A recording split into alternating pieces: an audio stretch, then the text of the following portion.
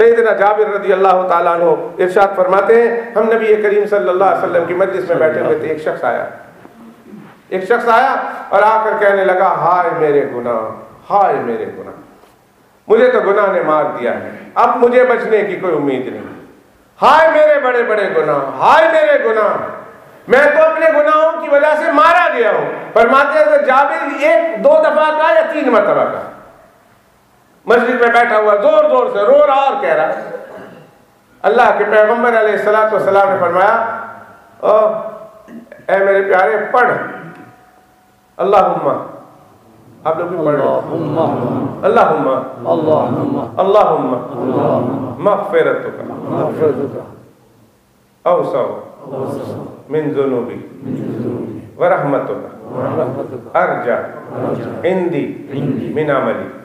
بس اتنی دعا پڑھائی، اللہم مغفرتک اوسع من ذنوبی۔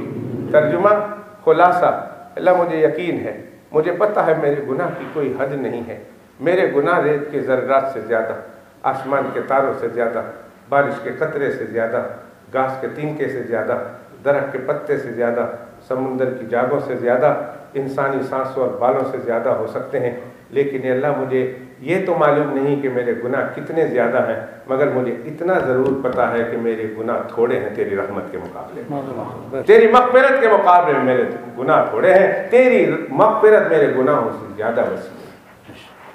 وَرَحْمَتُكَ أَرْجَعُ عِنْدِي مِنْ عَمَلِي، اور اللہ مجھے اپنے عمل پر اتنا بھروسہ نہیں جتنا تیری رحمت پہ بھروسہ ہے۔ یہ دعا سکھائی، ایک دفعہ پڑھائی، کہا پھر واپس کے اللہم مغفرتک اوسع من ذنوبی ورحمتک ارجع عندی من عملی۔ دوسری دفعہ پڑھایا اور کہا پھر کہ اللہم مغفرتک اوسع من ذنوبی ورحمتک ارجع عندی من عملی۔ جب 3 دفعہ پڑھا دیا میرے آقا نے فرمایا جل جا، تو روتا ہوا آیا تھا نا، اب ہنستا ہوا چلا جا، اللہ نے تیری مغفرت کی۔ تو آیا تھا یہ چیخ ہائے پکار کر کے کہ ہائے میرے گناہ، ہائے میرے گناہ، وہ تو مجھے جہنم میں گرا کے رہیں گے۔ کہا جس شخص نے 3 مرتبہ خلوص دل کے ساتھ یہ دعا پڑھی، اللہ سبحانہ و تعالیٰ اس کے گناہ چاہے جتنے زیادہ کیوں نہ ہو اس دعا کی برکت سے معاف۔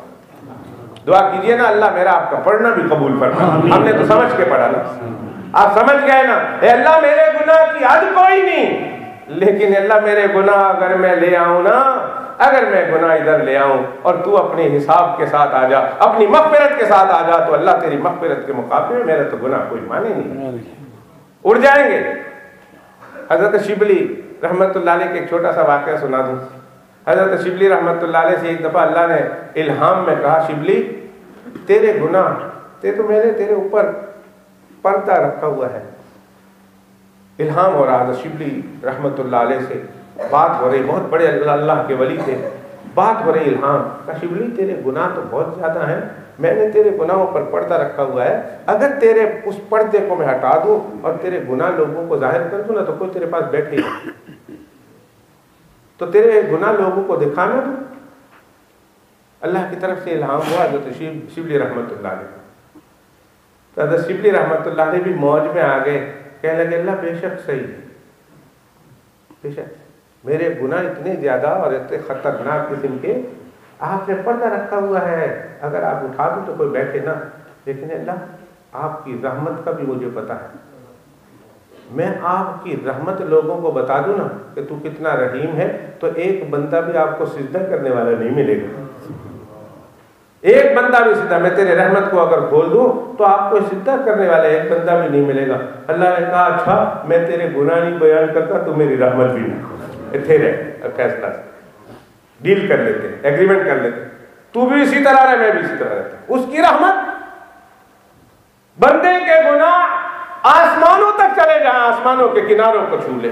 اللہ فرماتے آ گیا بندہ، گناہ آسمانوں تک ہے، اس کو خود اندازہ نہیں کہ کیا کیا گناہ کیا ہوا ہے، لیکن وہ بندہ آ گیا اور بندہ آ کر ابھی اتنا وضو کر کے آیا، وضو کر کے آ کر مصلی پر بیٹھا ہے اور مصلی پر بیٹھ کر اتنا ہی کہہ رہا ہے یا رب یا ابھی اس نے دعا نہیں مانگی، ابھی اس نے کہا نہیں اللہ مجھے معاف کر دے، صرف اتنا کہا اے میرے اللہ۔ اللہ فرماتے بندے تو بعد میں کہے گا، پہلے میری سن لے۔ اب یہ بات ہو رہی اس کے کہنے اور اس سے پہلے کے درمیان۔ اللہ فرماتے کہنا تو بعد میں، پہلی میری سن لے۔ اللہ سنا دے، کہا تو بعد میں کہے گا اور پھر میں معاف کروں تو مزہ نہیں آیا، تیرے کہنے سے پہلے ہی میں نے معاف کر دیا۔ سبحان اللہ۔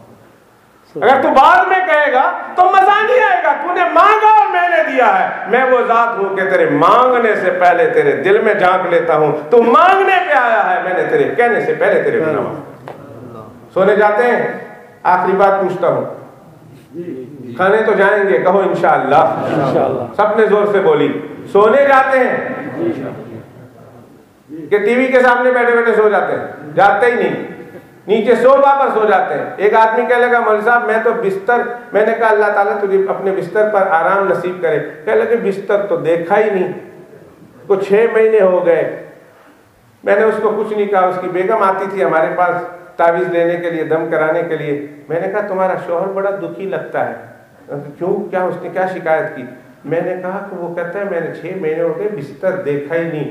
انہوں نے کہا فلاں ٹنگیا، اس طرح ایک موٹی اس نے گالی نکالی۔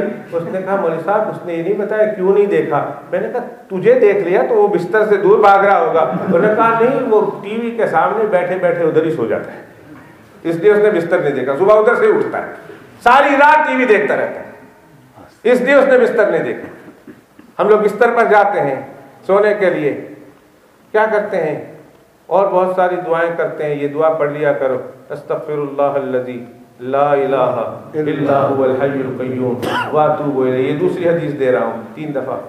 استغفر اللہ الذی لا الہ الا هو الحی القیوم واتوب الیہ۔ ایک اور بار، استغفر اللہ الذی لا الہ الا هو الحی القیوم واتوب الیہ کا 3 بار بستر پر جا کر یہ دعا پڑھ لو۔ اللہ فرماتے ہیں اگر آسمان کے تاروں سے بھی زیادہ تیرے گناہ ہوئے، اگر ریت کے ذرات سے بھی زیادہ تیرے گناہ ہوئے، بندے تیرے زبان سے یہ نکلنے کی دیر تھی، میں نے تیرے سب گناہ معاف کر دیے۔ اللہ سے صلح کر کے سویا کرو۔